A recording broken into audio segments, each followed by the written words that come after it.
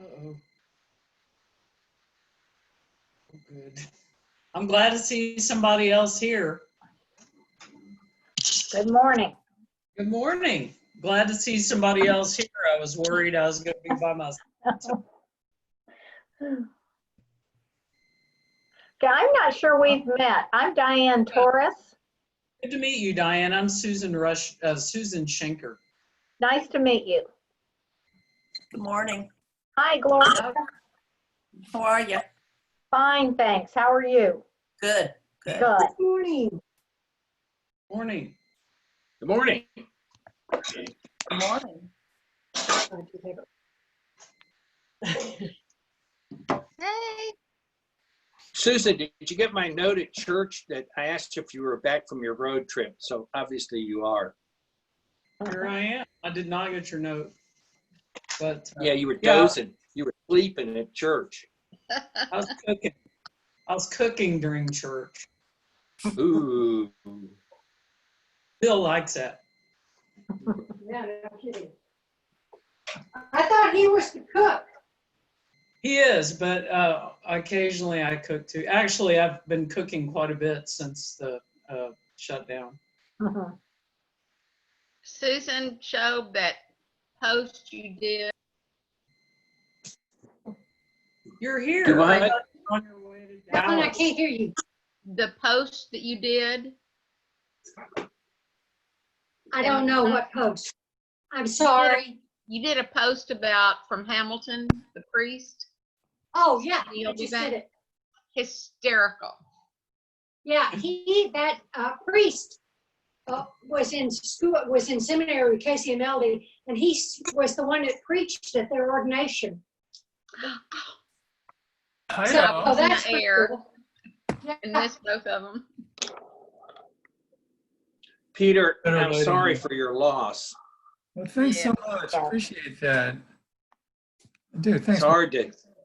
It's hard to be personal when we're so distanced, but I just wanted you to know we were thinking of you. Thank you. I watched love the this. lesson from last week and I'm amazed that you were able to do it. Thank you. I assumed we weren't having it, so I didn't even try. Well, you would assume that when you're told that it's going to be shut, because I asked, I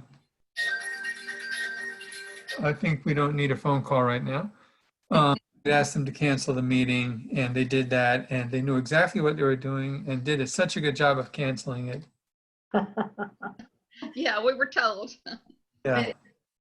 Anyway, it was good to watch it, even though, there were still some that were there. So that was good.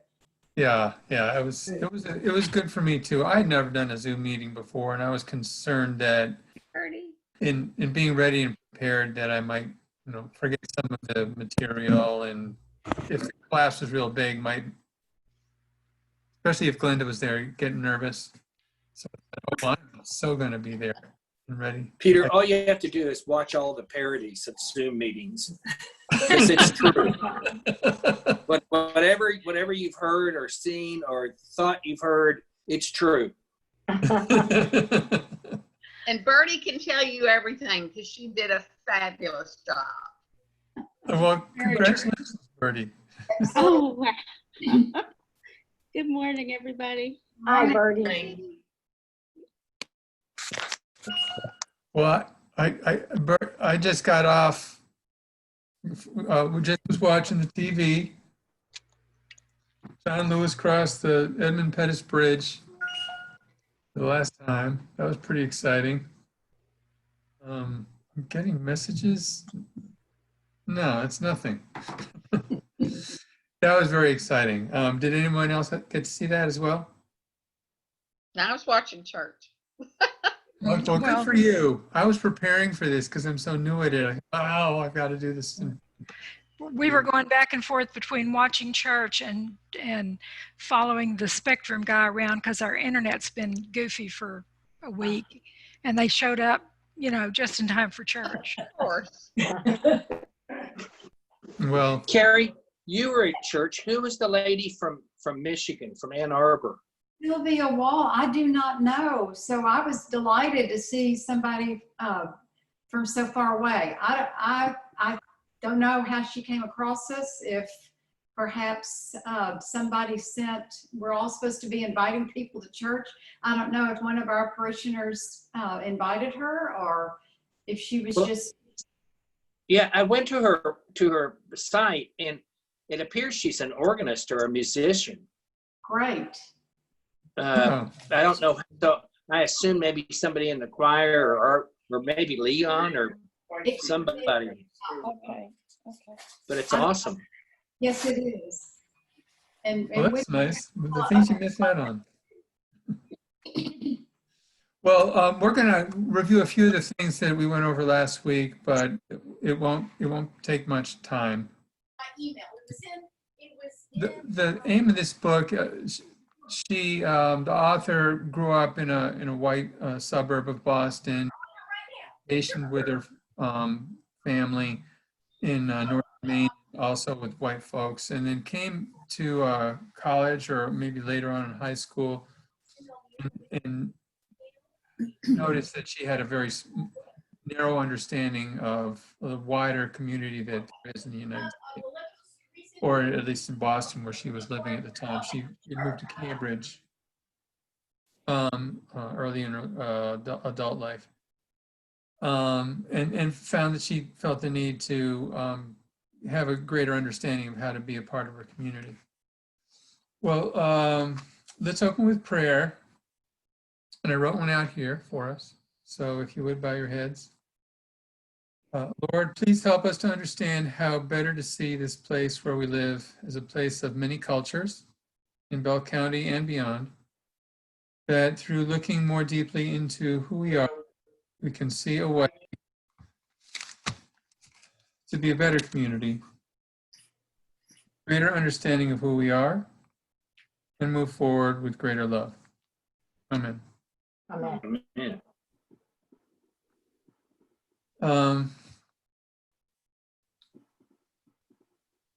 This book opens up in the introduction and thinking that she's not a racist, or that's one of the things as a young child she's believing, and she's being reared in a situation where everyone around her is white. And not only that, but her parents are going out of their way. She's the youngest child in her family. I've forgotten how many there were, 4 perhaps.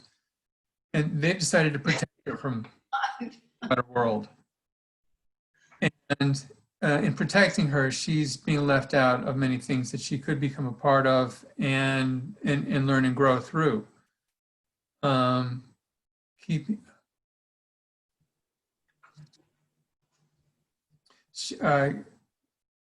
have a note here. I didn't think I had a race.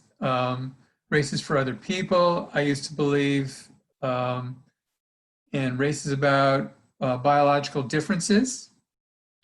And also, if the cause of racial inequality were known, the problem would be solved by now. I guess she formed that opinion as she grew older. She felt the need to step out of her comfort zone, learn more, and find a way to be a person not just who is knowing that there's a problem, but become a person who can work on the problem and move the solution forward. And that's what she's doing now with her book and also as a speaker.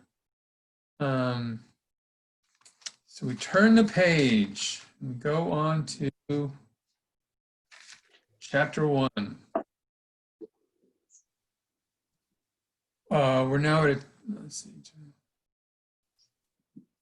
So one of the things she talks about in chapter 1, how as a kid, as a 5-year-old, she got an affinity for Indians. She go into the local library, and there was a great mural there up on the wall. And yes, there were people there that came over in the Mayflower and stuff like that. But she was drawn to the costumes and the novelty to her of what she saw there in the mural. And then she ended up asking her mom questions. So what happened to all the Indians?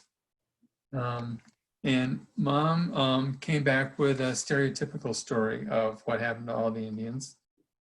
And Mom says they drank too much. They were lovely people who became dangerous when they drank liquor.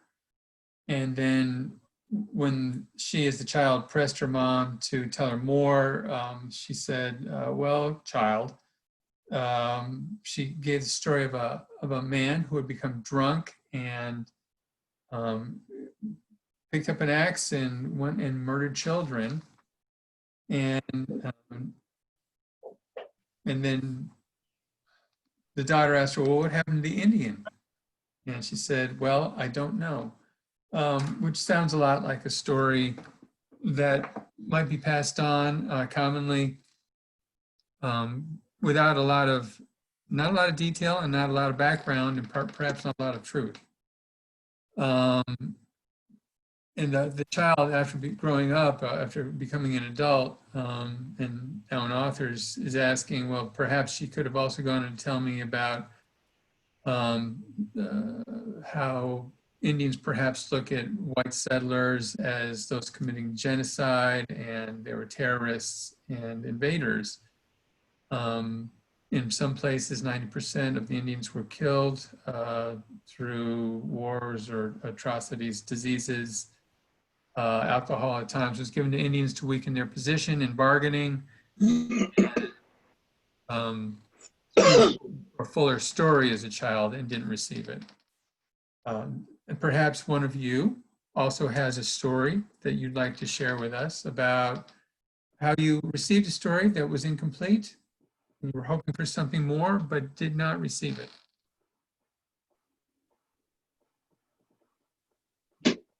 Oh, Claire.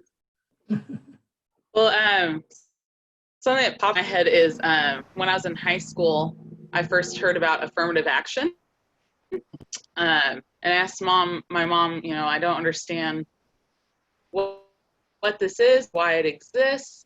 And she said, oh, well, it's not very fair, because if you have two people who are equal candidates for a job, affirmative action says that the company should hire the one that's not white. And she just left it at that. And I was like, oh, that's not fair. That's not fair that race decides whether someone gets a job or not. But later I found out, well, it's because if you look at how they got to that, like if both of them have doctorates, how hard is it for a white person to get through college and get all the scholarships they need and all this, as opposed to someone of color? Like, so the person of color, yes, have earned the exact same doctorate from the exact same school, but to get there, just because of how people treat them based on how they looked, was probably a lot harder. So that's why it exists, not just, oh, we're just giving it to someone because of race, we're giving this job to them because of race. It's because in order to get those qualifications, they had to struggle against a system that was built on a foundation that was supposed to oppress them. So they had to work a lot harder in all likelihood to get to the same place. Well, and in addition to that, no matter how hard they worked, the system was fixed so that no matter how qualified they were or how hard they had worked, very likely the white person was still going to get the job, because there were no rules. There was nothing, to say, you need to at least really look at this person of color. Oh, there's Helen. Go ahead, Helen. Helen, you're unmute. Mute. You're muted. There. Now? Yeah. I used to give my students a problem when I taught government and history. When we would try to get into stuff like that, I said, okay, you're a factory owner, and I made them write this out. You're a factory owner. Your factory, until 10 years ago, had a policy against hiring minorities. It is now time for a promotion to whatever. And you have two equally qualified people. One is white, who has been working there for 20 years. One is black, was the first hired when you opened up and when actually it became against the law to discriminate anymore. How do you ever You can never make that up. You can never make up that lost time. And that's a very simplistic form of explaining affirmative action, but it's making up for huge past discriminations, which sadly still exist. And did they have to write out their answers? And this is why Yes. I decided what I did? Yes. Nice. They had to reach a conclusion.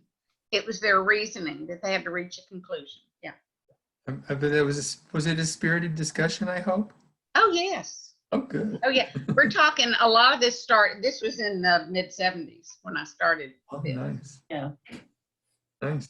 It was always interesting to see. And as time went on, and I would vary things according to, have them write letters to members of Congress and, stuff like that, changing attitudes with young people over the 3 decades that I taught. That's fascinating. Great. Oh, neat. Well, should have had you for my teacher, but oh, well.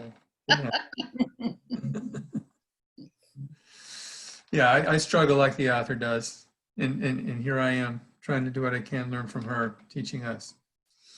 Making a belief system, chapter 2. Extended wealthy New England family is what she lived in the vacation in Maine, like I mentioned earlier. I need my teleprompter here. So they worked together in the family and did things together. And she built a work ethic around this family dynamic that they had.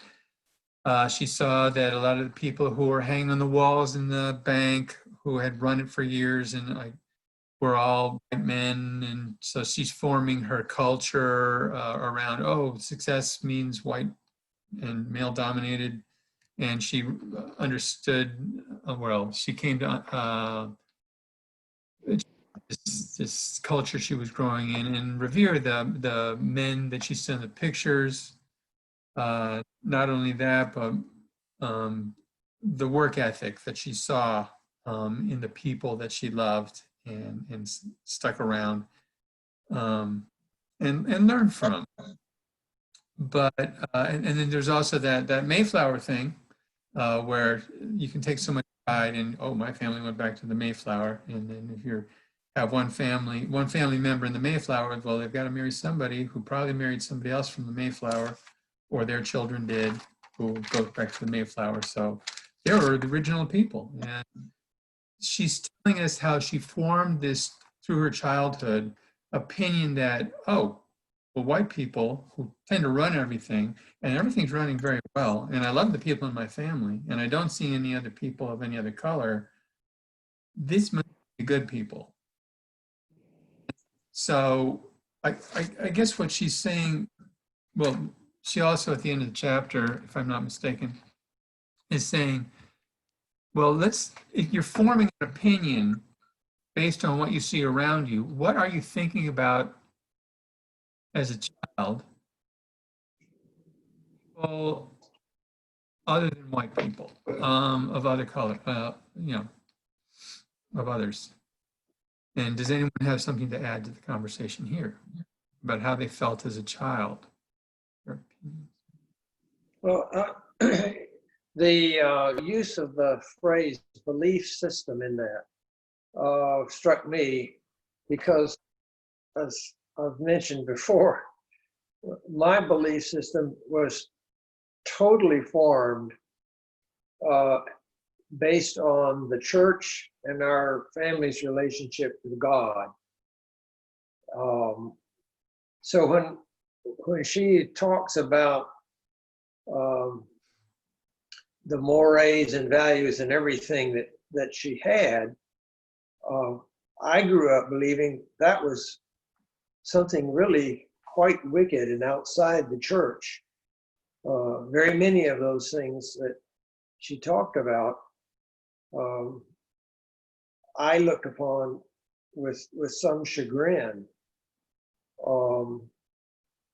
Also, her being sheltered as a child.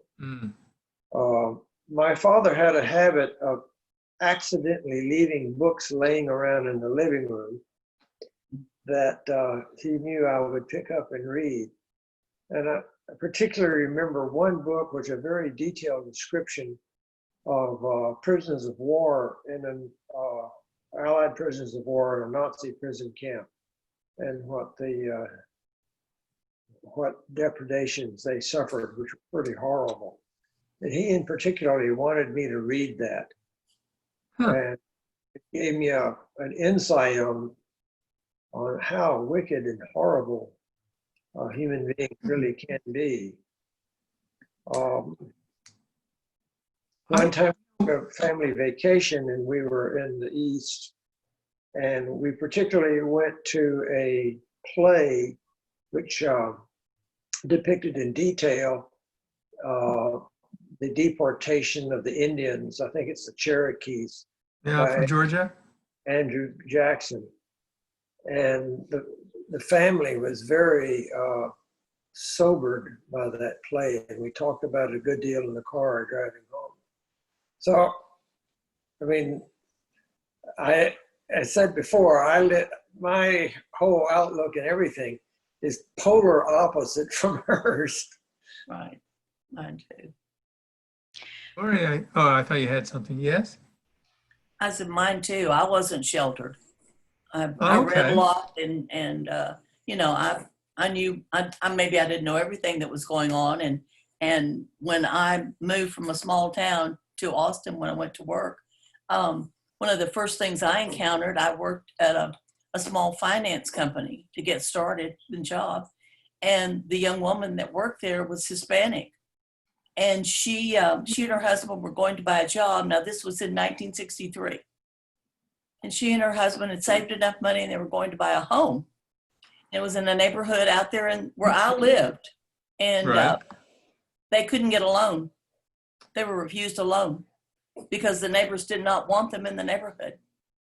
And that wasn't really a shocker to me, but it was sort of woke me up again as to what was happening. And then, of course, when I went to work for the state agency, and there was only one person of color there, and he was a person who did personal errands for the state controller, that I thought, you know, something's just not right here, you know. And so I've never been sheltered. And of course, there was discrimination. We won't go into that, but even as a woman, when I started to work in '63, there was discrimination. But I've never really been sheltered. I know that I'm very privileged. Very. There's so much to be gained by growing up like you two did. That's just wonderful. I'd have to say I grew up in a white neighborhood and knew white people, and then the schools were integrated at kindergarten for my school district, the school district I attended. And so she's talking about how you form a belief system. And I think what she's saying is you see the success that your family's having. You see that the kids have the opportunity, so quotes, to be bused in, to go to the schools that are available. So there's not a separate but equal system. But, and then she saw and was frustrated by, as a teacher later on in the book, how people, the kids of color, would not be excelling, and she saw the white kids excelling and the kids of color not. And it was a frustration. She didn't understand it, didn't know why, but as a child, I'm seeing that and going, why? And two different cultures, and it's frustrating. Sure, I had black friends along the way, but were they close like the other kids who were white? No. No. So maybe had I grown up in Greenville with Art, with his dad, maybe that wouldn't have happened. I don't know. But, and then she also makes the point of there's a reason they're not, those of color who are not performing as well, coming from their economic situation, their cultural situation, being. And we'll go into that further as the book continues. Okay, I had a little bit different experience in high school because our schools had been segregated. I lived in a little town called Huntington, which is outside Lufkin, which is so very deep in the piney woods that we had to pump in sunlight. And so I lived in this little bitty town, and it was like a 1A school, you know, really small.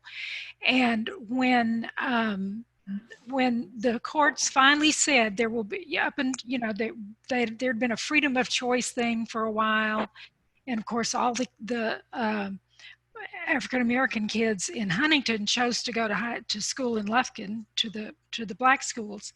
And when the courts finally said, no, you have to go to school in the district where you live, these kids from Dunbar High School had to come to Huntington High School. They had to come from a school that had a really good football team, an outstanding band, an outstanding choir, high-level courses with really good teachers, tons of electives, and they had to come to Huntington where basketball was the only sport, and where there was no band, there was no choir.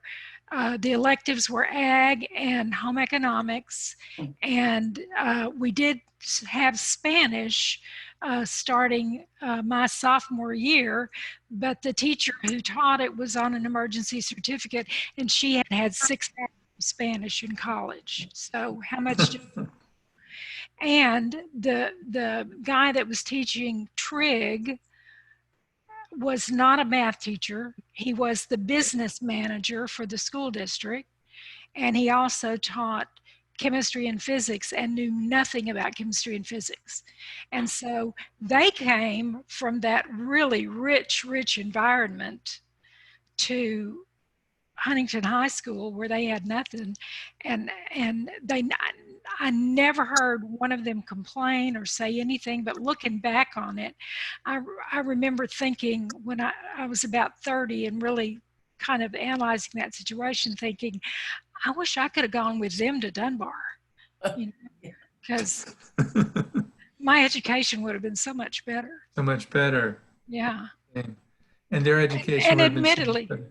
yes, theirs would definitely have been better. And admittedly, that is probably a very unusual situation in Texas at that time. But yeah. Interesting.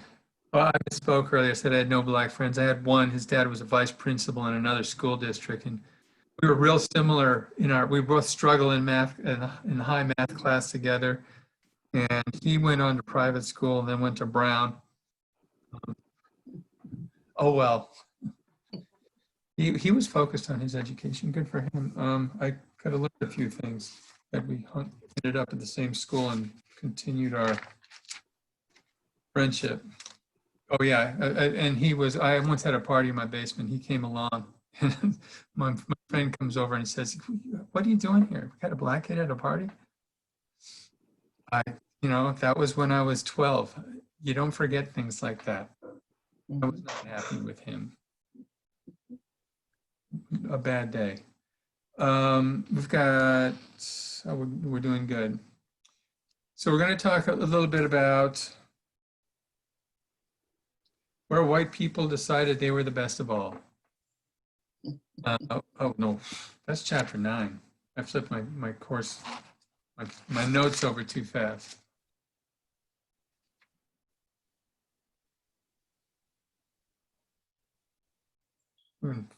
Oh yeah, the GI Bill. This is important. GI Bill. So GI Bill is anybody knows what the GI Bill is? Yes. What's the GI Bill to you, Helen? Sorry. Well, I found this remarkable. I knew about the GI Bill, and I knew all the problem conditions that she had mentioned. People who were in the service gave chance to free college. We still have something of that sort today, as well as FHA housing, where you could get through the Veterans Administration or however that worked, for them to get special, veterans to get special loan rates. And after all that I have studied this, I really never put the two together. If you had asked me what was it like for minorities to be able to purchase housing or go to colleges or any of that, I could have told you. But I never put it together with the GI Bill to realize that fewer than or less than 5% Right. of Black veterans were able to realize. That just. Yeah. I thought, I don't know what I have in my square, but it looks like an old Band-Aid or something. I'm not sure what you're seeing, but anyway, the one thing about that kind of, you know, was interesting, and I don't know, I guess kind of touching, that a lot of veterans were not able to take advantage of it because their families needed for them. And of course, the mindset of families at that time, both Black and white, that they needed to go to work and make some money and, you know, help the family. And I just thought that was a very interesting, and it wasn't that they weren't interested, it was just that they, you know, family situations, they needed to go to work. Right.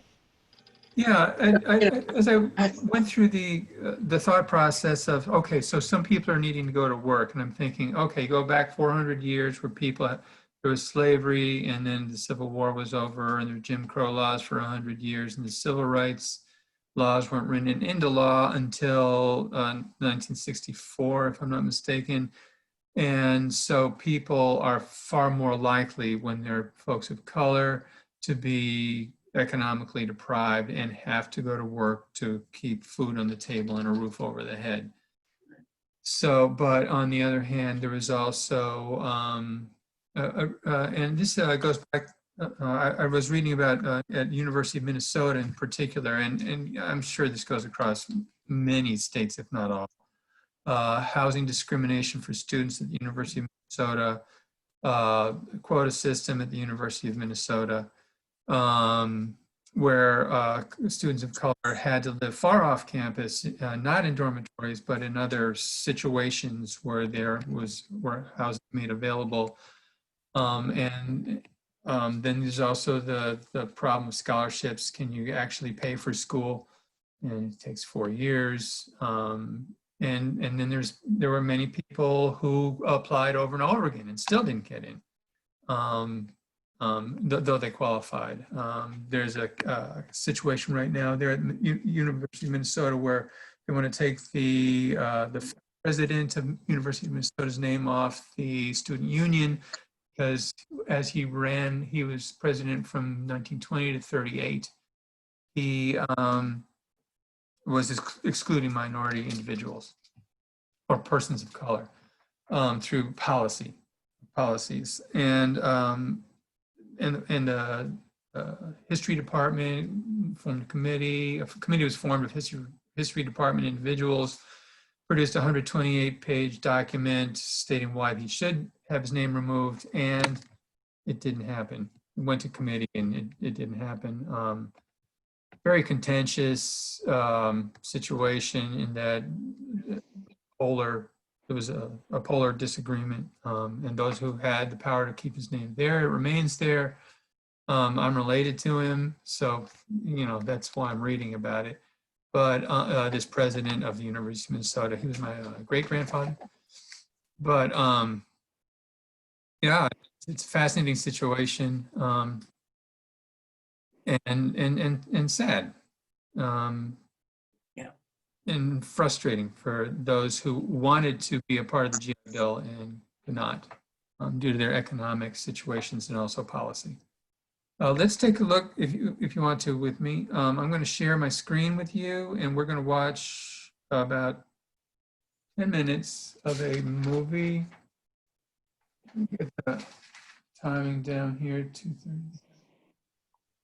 7 minutes, about 7 minutes, okay? And then we'll come back, we'll discuss it. This is about the GI Bill.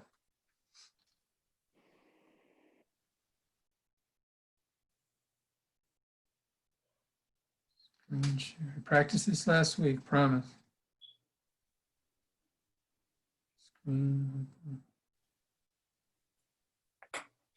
I'll do that. And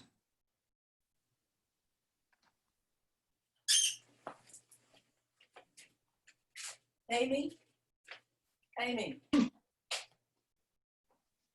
Just going to get the champion. okay.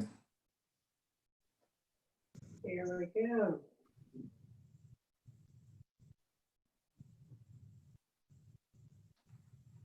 A little challenge here. Amy, is he host? Can he share? Oh, here. You can afford a new home. Buy a new home now.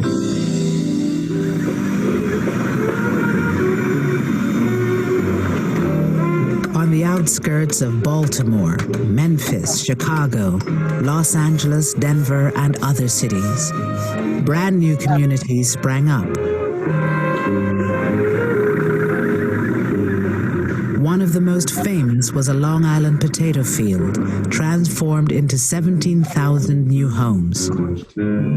It was called Levittown. Tax dollars helped make the single-family home a mass-produced consumer item. The American dream had a new name: suburbia. You have to remember the people who came here in 1947, 1948 were young ex-GIs whose uppermost concern was taking advantage of the GI Bill and making things better for themselves. Before moving to Levittown, Herb Callisman and his wife Doris lived in a cramped attic apartment in New York City. And when we began to look for an apartment, we found that the apartments were $100, $125, $150 a month. I know that's unbelievable today, but it was too expensive for us. And out here in Levittown, the mortgage payments were $65 a month.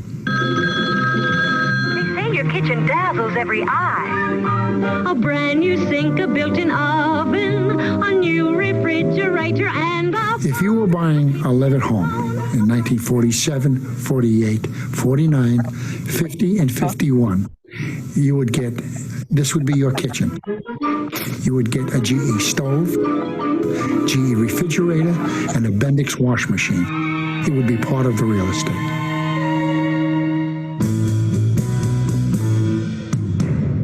We came to Levittown and we found the model house, and we walked in and we looked around, and of course in the eyes of a young man who was raised in the ghetto, so to speak, it was an interesting experience, interesting lifestyle, seeing all the new modern conveniences, very fascinating.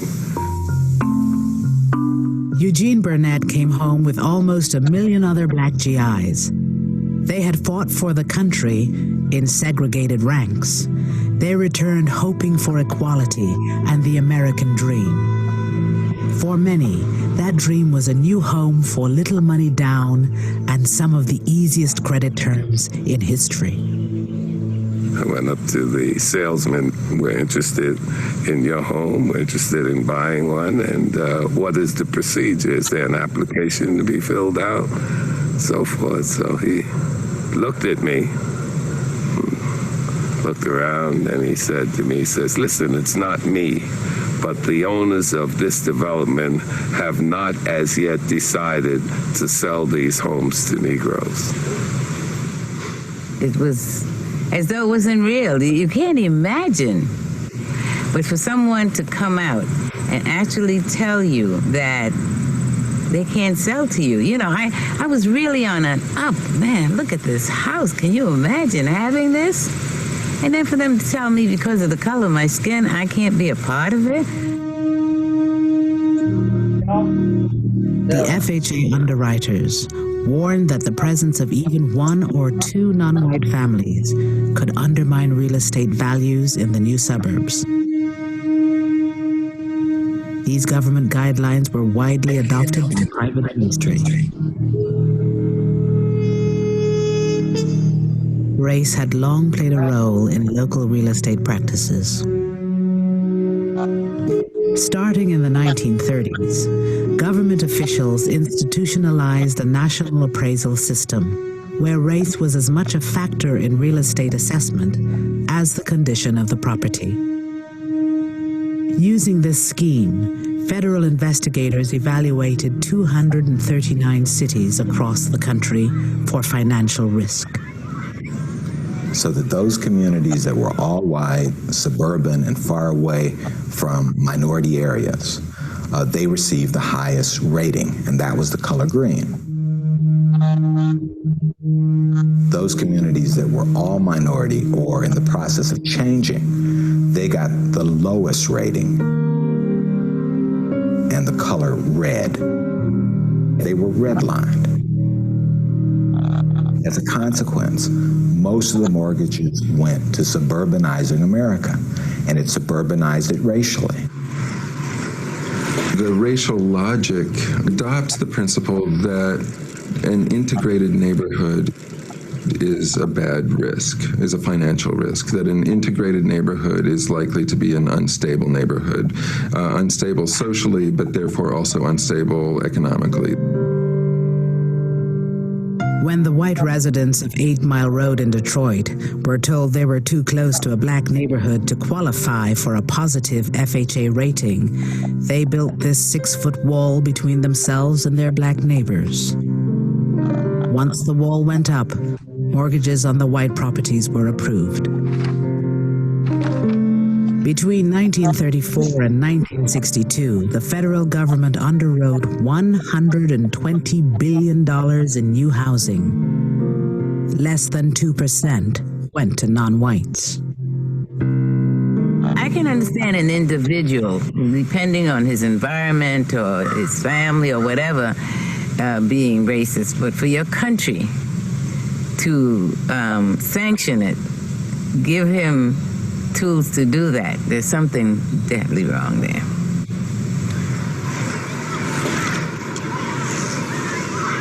I think we had the golden chance after World War II, and we flubbed it, because here we had a GI Bill that was supposed to, that was available to everybody, but in a way they didn't make it available to everybody, and that was a golden opportunity in this country, and we missed it. We really missed it. You can always tell, can't you? A town with good real estate people is a more substantial community because more people own their own homes. That's right. Let's stop there. Let's really stop there. You're white. Yes, I am. So federally sanctioned racism. Anybody have any thoughts?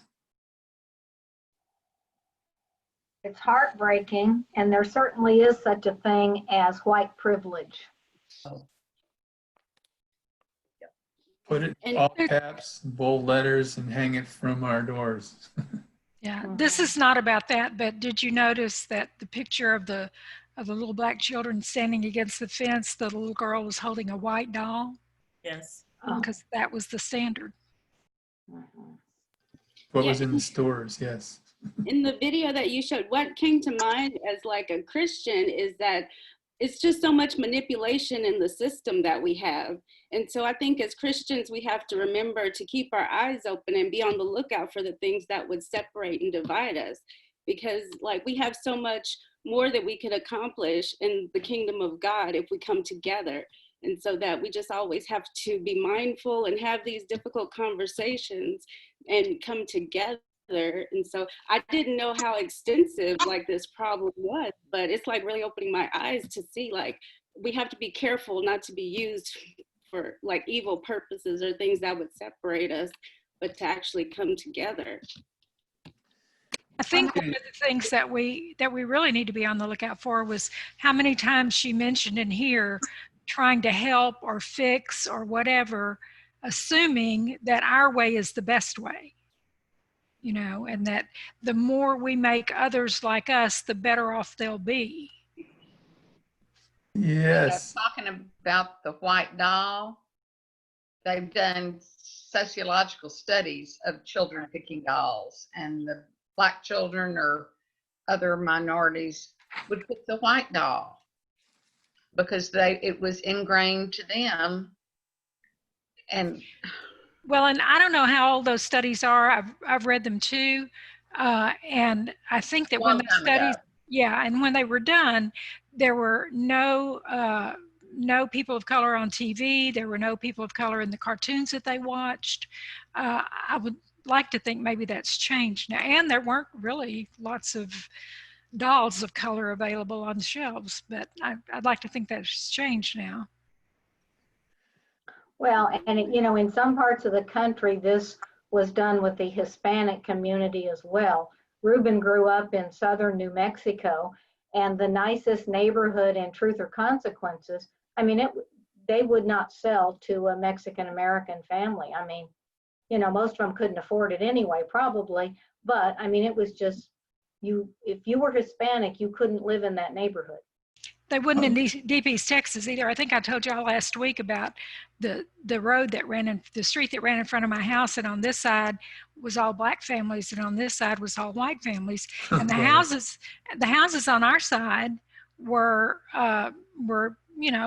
pretty nice houses, not mansions, but pretty nice. And the houses on the black side were definitely not.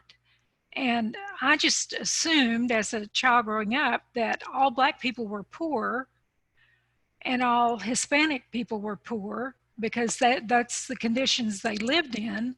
And I did not know till many, many years later that it was not that they were poor, but that they could not buy a house on my side of the street. Right. Yeah, I had a buddy who, he told me, we were in middle school, and he lived in an affluent neighborhood. Black family wanted to buy one of the houses, and the guy ended up, the family who sold the house took and this is back when houses were selling for under $150,000 in that area, I would think, took a $5,000 or $10,000 lower price to sell to a white family. And around 1970. And that's outside of New York, in the suburbs there. I thought that movie was really powerful. And she refers to it often in her book. Great stuff there. They said it so well and prepared that for us so well. Let's move on to chapter 5. Exclusive. She mentions exclusivity, and it made her feel special.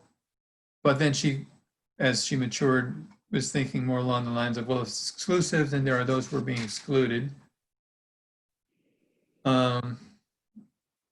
She was talking about she's forming a network of friends in her social network, and that opportunity is not afforded to people who don't live in the society she does. She's in this society she's in, she hears comments along. One was in particular that was common was blood is thicker than water.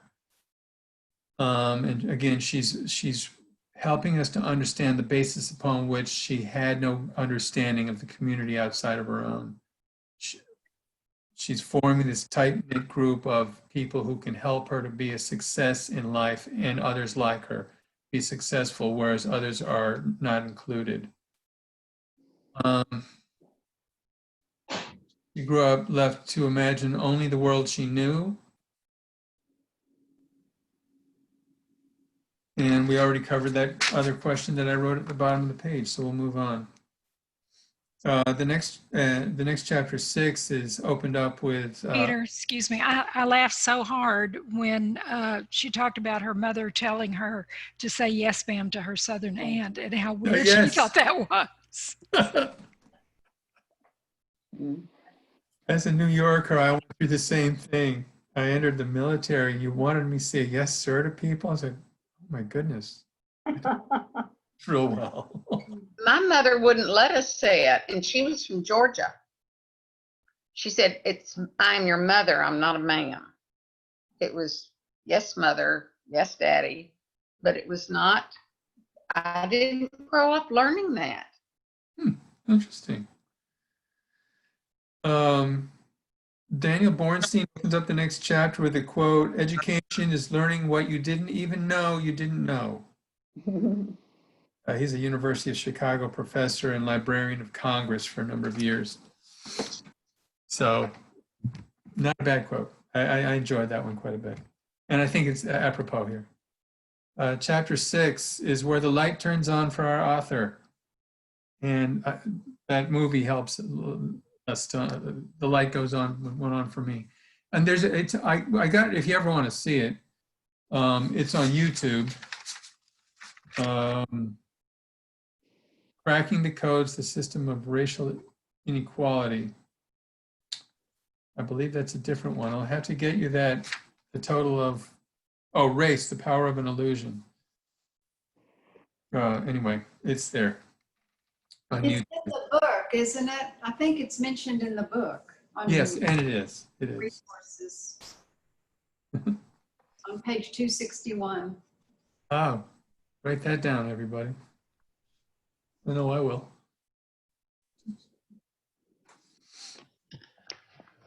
She went to Wheelock College at the age of 48 to get a master's in special education and had the good fortune of having an excellent teacher who, instead of, the course is named Race and Cultural Identity, Racial and Cultural Identity. And she went into the course thinking because she had worked in nonprofits for years trying to help people and help other races. And she thinks she's going to be learning about other races. And she had by this time attended many diversity workshops. And she learns that she's going to be learning about, you need to do a deep, as the professor says, deep dive into your own race. And she's thinking this lady is definitely from another planet and probably a rocker. But finds that this course has changed her life and her focus. Looking back, she's quotes, or I quote her: "History is written by those who held the keys." No, this is my take on. I'm paraphrasing for her. History is written. You think about the history car. History is written by those who held the keys to the history car. What was written down sometimes left out what we needed in our education, or oftentimes. And we go on to chapter 7. But first, does anyone have any comments on what was left out of their education, especially regarding race? Everything. Yes, Claire? What were you saying? Well, who's first? I'll I'm go. done. Well, I was just going to say, it's kind of interesting. I took Spanish in middle school and high school, and then that ended up being my major in college. It wasn't until grad school that we really touched on how colonialism affected the populations of the Americas. And for example, like, it amazes me that we ask, you could ask a kid in public school and ask, okay, who's the person who discovered America? Christopher Columbus. Okay. And if you ask them, what's the name of the people that he ran into who were already there? No, like, I was never taught the name of those people. It wasn't until graduate school that I learned, oh, that's the Taínos, and learned about their culture and that they were there first and that they were already moving, among those islands in the Caribbean. And it just blows my mind that was completely left out, even though I took like Spanish, which would be a perfect time to talk about those people. But it wasn't until college or grad school that we talked about the natives and their story and, why it is that there aren't a lot of written accounts for them. And it's just very interesting, but very sad that I had to get a major in Spanish to learn about people who are here on this land for me. I always heard, I'm sorry, I always heard this, it's a saying, but a history is written by the victors. Oh, yeah. And so you don't get in your history both sides of the story ever. Which leaves us out of so much history and so much that we can gain through it. And we're wrapping up here. I just want, I guess, one thing from the movie that I didn't mention was it in having the FHA right into policy that bankers follow. It leaves people of color out of the economic, housing, and educational system that is afforded to white people. When you have a better school system and better housing, you have a better tax base, which means your educational system has more money. And the educational system of those who live in communities that have in the red or yellow zones where minorities can buy properties, you're going to have less money available to the educational system through the lower tax base. And so it's a fixed system so that the schools will be worse for people of color. It's going to happen. It's inevitable, and it did happen. Which is a sad part of, and that's just since World War II.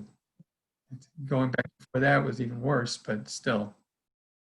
So, and now we have people, because we have more opportunity for people to have better education, people of color to have better education, more access to the financial system, to gain wealth through and equity through their homes, which is where most people hold most of their wealth. We can now have people who have a greater chance to have more people have a voice. And so now when George Floyd dies, people are ready to speak.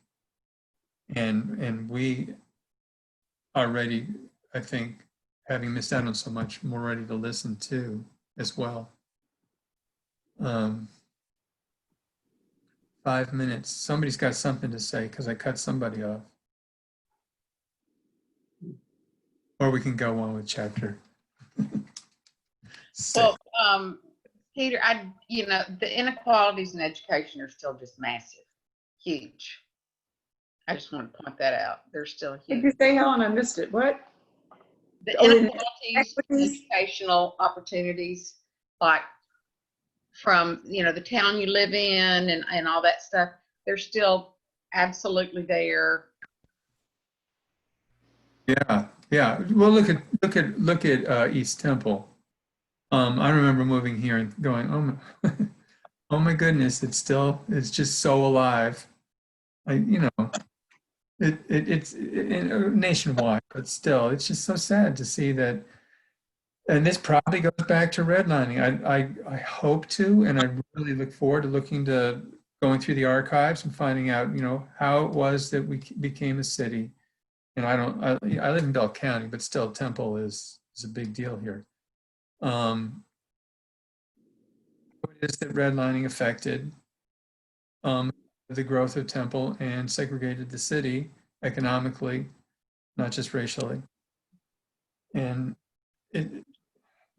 growing up in these, and like the author is saying, I grew up in an area where I was chipper and I felt like I lived in a place, things were going to be okay.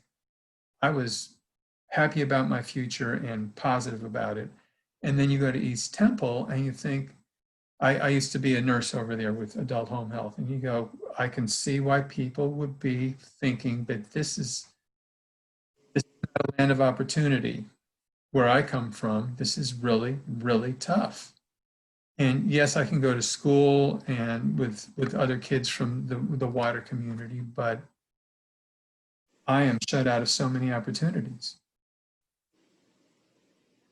Well, anyway, I have another film to show you. It just takes 3 minutes. And let's see if I can get it fired up here. Susan's getting ready to go to Dallas. I want to say goodbye to her. I'll be right back. Oh, bye, Susan. Okay. Bye. Bye, careful driving. Second thought is this film is part of a later chapter. We'll just wait on that. I think maybe now would be a good time to close in prayer. Would anyone else like to close? Peter? Oh, yes. How far do we read for next Sunday? Oh, thanks so much. 6 is where we are. So we'll go to 7, 8, 9, 10.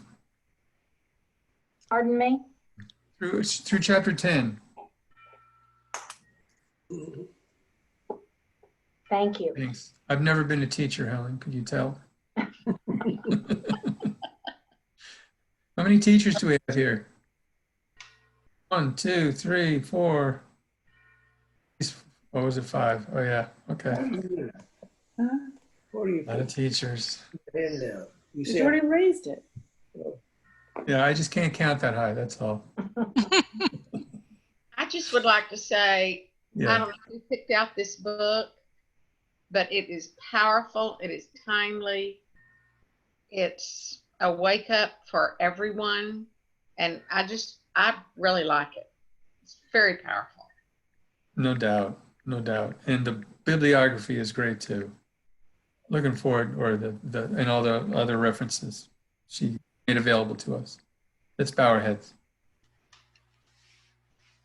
Lord, thank you so much for this time together and the learning that the author has afforded us, and all those who came before her, that she has had the opportunity to learn and grow and pass it on to us. We pray that we would go forward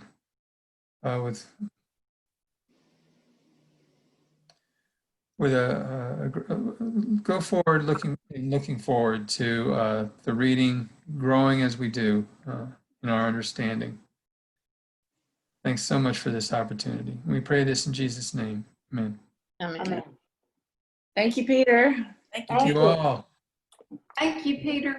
Thank you. Well, okay, you're welcome, and thank you. Everybody have a good week. You too. Yeah. Bye. Bye-bye. Bye-bye.